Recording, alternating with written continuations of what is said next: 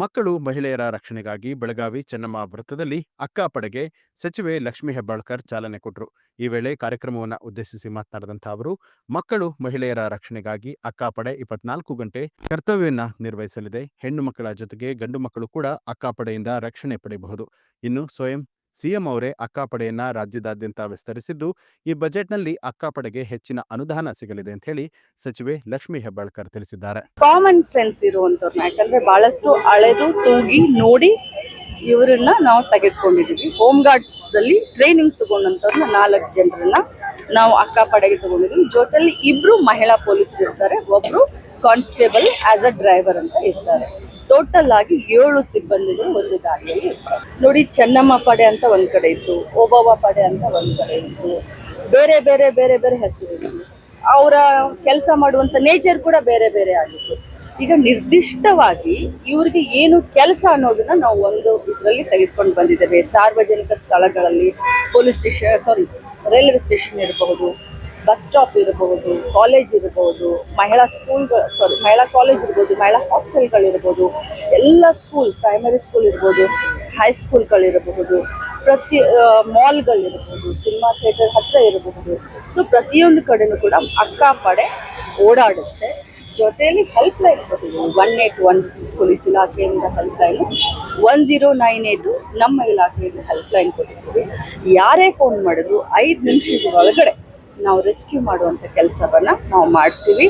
ಭಾಳಷ್ಟು ಮಾಡರ್ನೈಸ್ಡ್ ಆಗಿ ಟೆಕ್ನಾಲಜಿಯನ್ನು ಯೂಸ್ ಮಾಡ್ತಾ ಇದ್ದೀವಿ. ಇದು ಬರೀ ಮಹಿಳಾ ಮಕ್ಕಳ ಕಲ್ಯಾಣ ಇಲಾಖೆ ಅಷ್ಟೇ ಅಲ್ಲ, ಗೃಹ ಇಲಾಖೆಯ ಸಂಯುಕ್ತ ಆಶ್ರಯದಲ್ಲಿ 2 ಜೊತೆ ಕೂಡಿ ಮಾಡ್ತಾ ಇದ್ದೀವಿ. ಈ ಎಲ್ಲ ಸಿಬ್ಬಂದಿಗಳಿಗೆ ಮಹಿಳಾ ಮಕ್ಕಳ ಕಲ್ಯಾಣ ಇಲಾಖೆ ಪೇಮೆಂಟ್ನ ಮಾಡುತ್ತೆ ಎವ್ರಿ ಮಂತ್. ಜೊತೆಯಲ್ಲಿ ಏನು 2 ಸಿಬ್ಬಂದಿಗಳನ್ನ ಮತ್ತು ಒಬ್ಬ ಡ್ರೈವರ್, ಪೊಲೀಸ್ ಕಮ್ ಡ್ರೈವರ್ನ ಏನು ಕೊಟ್ಟಿರ್ತಾರೆ, ಅದಕ್ಕೆ ಗೃಹ ಇಲಾಖೆ ಪೇಮೆಂಟ್. ನಾನು ಮಾಧ್ಯಮದವರ ಮುಖಾಂತರ ನನ್ನ ಬೆಳಗಾವಿ ಜಿಲ್ಲೆಯ ಎಲ್ಲ ಮಹಿಳೆಯರಿಗೆ, ಮಕ್ಕಳಿಗೆ ಒಂದು ಭರವಸೆಯನ್ನು ಕೊಡಲಿಕ್ಕೆ ಬಯಸ್ತೇನೆ.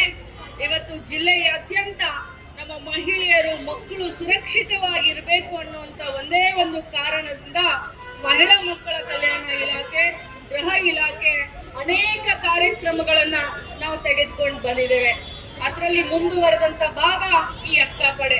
ಅಕ್ಕಾಪಡೆ ಅಂದ್ರೆ ಏನು, ಇದು ಯಾವ ರೀತಿ ಕೆಲಸ ಮಾಡುತ್ತೆ ಅಂತ ಹೇಳಿದ್ರೆ, ಪ್ರತಿಯೊಂದು ಸಾರ್ವಜನಿಕ ಸ್ಥಳಗಳಲ್ಲಿ ನಮ್ಮ ಅಕ್ಕಾಪಡೆಯ ಏನು ಟ್ರೈನಿಂಗ್ ಹೊಂದಿದಂತ ಸಿಬ್ಬಂದಿಗಳಿದ್ದಾರೆ, ಇವರು ಗಸ್ತು ತಿರುಗ್ತಾರೆ.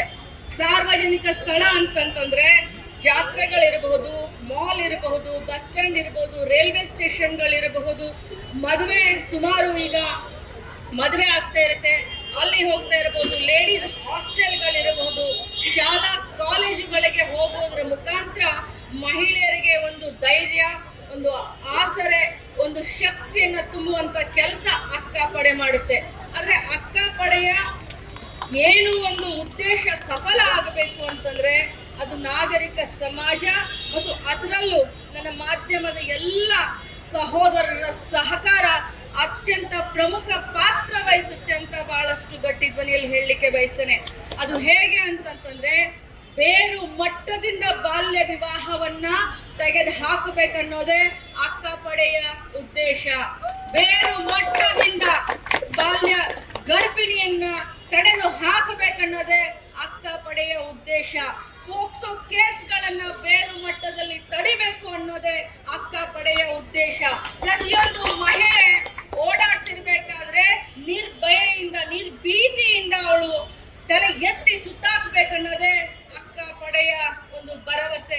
ಈ ಅಕ್ಕಾಪಡೆ ಬರೀ ಅಕ್ಕ ಅಷ್ಟೇ ಅಲ್ಲ, ನಿಮಗೆ ಒಂದು ಆಸರೆ, ನಿಮಗೆ ಒಂದು ಶಕ್ತಿ, ನಿಮಗೊಂದು ಸ್ವಾಭಿಮಾನ ಅಂತ ಬೆಳಗಾವಿ ಜಿಲ್ಲೆಯ ಪ್ರತಿಯೊಬ್ಬ ಹೆಣ್ಮಕ್ಕಳಿಗೆ ಹೇಳಲಿಕ್ಕೆ ನಾನು ಬಯಸ್ತೇನೆ. ಆದ್ರೆ ಸಮಾಜದಲ್ಲಿ ತಾವೆಲ್ಲರೂ ಕೂಡ ನ್ಯಾಯಯುತವಾಗಿ ನಡೆದುಕೊಳ್ಬೇಕು ಅಂತ ಹೇಳಿದ್ರೆ ತಮ್ಮ ಸಹಕಾರ ಕೂಡ, ಯಾಕಂತಂದ್ರೆ ನಾವೆಲ್ಲರೂ ಜವಾಬ್ದಾರಿಯುತ ಇದ್ದಂತ ನಾಗರಿಕರು. ನಮ್ಮ ಸಂಸ್ಕೃತಿಯನ್ನ ಉಳಿಸ್ಬೇಕು, ಹೆಣ್ಣು ಮಕ್ಕಳನ್ನ ಸುರಕ್ಷತೆಯಾಗಿ ಇಡಬೇಕು ಅನ್ನೋದಕ್ಕೆ ತಮ್ಮ ಸಹಕಾರ ಕೂಡ ಬಹಳಷ್ಟು ಅವಶ್ಯಕತೆ ಇದೆ ಅನ್ನುವಂಥ ಮಾತನ್ನ ಹೇಳ್ತಾ, ಈ ಅಕ್ಕಾಪಡೆಯನ್ನ ಯಾವ ರೀತಿ ಸಂಪರ್ಕ ಮಾಡಬೇಕು ಅಂತ ಹೇಳಿದ್ರೆ, ಸುಮಾರು 3 ರಿಂದ 4 ಹೆಲ್ಪ್ ಲೈನ್ಗಳನ್ನ ಕೊಡ್ತಾ ಇದ್ದೇವೆ. 181 ಹೆಲ್ಪ್ ಲೈನ್ ಇದೆ, ಚೈಲ್ಡ್ ಹೆಲ್ಪ್ ಲೈನ್ ಆದಂತ 1098 ಅಂದ್ರೆ 10 9 8 ಇದೆ. ಅದರಲ್ಲೂ ನಮ್ಮ ಪೊಲೀಸ್ ಕಮಿಷನರ್ ಅವರು ಹೊಸದಾಗಿ ಈ ಒಂದು ಆಪ್ ಅನ್ನ ಕೂಡ ಮಾಡಿದ್ದಾರೆ. ಅದಕ್ಕೂ ಕೂಡ ಅಕ್ಕ ಆಪ್ ಅಂತ ನಾವು ಹೆಸರಿಟ್ಟಿದ್ದೇವೆ. ಅನೇಕ ಈ ರೀತಿಯ ಮಾಡರ್ನೈಸ್ ಟೆಕ್ನಾಲಜಿಯನ್ನ ಉಪಯೋಗ ಮಾಡಿಕೊಂಡು ನಾವೆಲ್ಲ ಹೆಲ್ಪ್ ಲೈನ್ಗಳನ್ನ ಡಿಸ್ಪ್ಲೇ ಮಾಡ್ತೀವಿ. ಪ್ರತಿಯೊಂದು ಸರ್ಕಲ್ ನಲ್ಲಿ ಸ್ಕ್ರೀನ್ ಮೇಲೆ ಡಿಸ್ಪ್ಲೇ ಮಾಡ್ತೀವಿ. ಪ್ರತಿಯೊಂದು ಸಾರ್ವಜನಿಕ ಸ್ಥಳಗಳಲ್ಲಿ ಪೋಸ್ಟರ್ ಅಂಟಿಸೋದ್ರ ಮುಖಾಂತರ ನಾವು ಅದನ್ನ ಪ್ಲೇ ಮಾಡ್ತೀವಿ. ಪ್ರತಿಯೊಂದು ಶಾಲೆ ಕಾಲೇಜು ಅಲ್ಲೂ ಕೂಡ ನಾವು ಈ ಹೆಲ್ಪ್ ಲೈನ್ ನ ಬರೀ ಬೋರ್ಡ್ ಮೇಲೆ ಅಷ್ಟೇ ಹಚ್ಚಿದೆ, ಪ್ರತಿಯೊಂದು ಕಾಂಪೌಂಡ್ ವಾಲ್ಗಳಿಗೆ ಹಚ್ಚಲಿಕ್ಕೂ ಕೂಡ ಪ್ರಯತ್ನ ಮಾಡ್ತೀವಿ. ಅದು ಕೂಡ ಮಾಲ್ಗಳಲ್ಲಾಗಿರ್ಬೋದು, ನಮ್ಮ ಮಹಿಳಾ ಹಾಸ್ಟೆಲ್ಗಳಾಗಿರ್ಬೋದು, ಅಥವಾ ಸಿನಿಮಾ ಥಿಯೇಟರ್ ಹತ್ರ ಆಗಿರ್ಬೋದು, ಪ್ರತಿಯೊಂದು ಜಾಗವನ್ನ ಹುಡುಕಿ ಎಲ್ಲಿ ನಾವು ಈ ಒಂದು ಅನ್ಯಾಯವನ್ನ ದೌರ್ಜನ್ಯವನ್ನ ತಡೆಗಟ್ಟಲಿಕ್ಕೆ ಅಥವಾ ಪ್ರಿವೆಂಟ್ ಮಾಡಲಿಕ್ಕೆ ನಮಗೆ ಅವಶ್ಯಕತೆ ಎಲ್ಲೆಲ್ಲಿ ಬೇಕು ಅಂತ ಅನ್ಸುತ್ತೋ ಅಲ್ಲಿ ಎಲ್ಲ ಸ್ಥಳದಲ್ಲೂ ಕೂಡ ಈ ಹೆಲ್ಪ್ ಲೈನ್ ನಾವು ಅಂಟಿಸ್ತೀವಿ. ಅಕ್ಕಪಡೆಗೆ ಇನ್ನೊಂದು ಮಂತ್ರ ನಾನು ಹೇಳ್ತೀನಿ, ಅದೇನಪ್ಪ ಅಂತಂದ್ರೆ ಧೈರ್ಯ ಸರ್ವತ್ರ ಸಾಧನ. ಎಲ್ಲ ಮಹಿಳೆಯರು ಧೈರ್ಯದಿಂದ ಜೀವನ ಮಾಡಬೇಕು, ಸ್ವಾವಲಂಬನಿಗಳಾಗಬೇಕು, ಸ್ವಾಭಿಮಾನದಿಂದ ಜೀವನ ಮಾಡಬೇಕು. ನಿಮಗೆ ನಾವು ಆಸರೆಯಾಗಿ ಅಕ್ಕಪಡೆಯನ್ನ ಇಡ್ತೀವಿ.